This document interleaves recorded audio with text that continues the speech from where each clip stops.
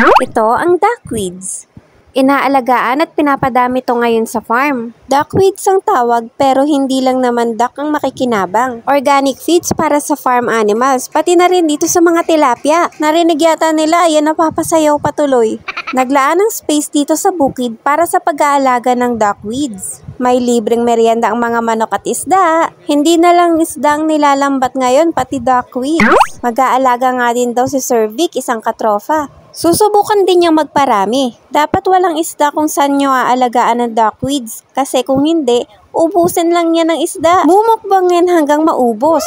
Highly nutritious nga tong duckweeds. Meron ding protein, carbohydrates, and fats. Kaya naman tamang-tama lang mukbangin ng mga alaga natin. Kaya pala nasayaw ang mga isda kanina, inuubos or sinisimot nila yung mga unang pinigay na duckweeds. Ayaw naman magpakita nitong mga tilapia, mahiyain.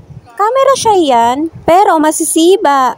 Buti na lang mabilis lang din tumami ang duckweeds. Basta nakaseparate siya, huwag ilalagay sa may tilapia. Aside from food source, maganda ring ilagay itong mga aquatic plants sa mga waterways na polluted to help balance the environment. Pero alam nyo ba, sa ibang lugar o ibang bansa, nakakain din ng taong duckweeds.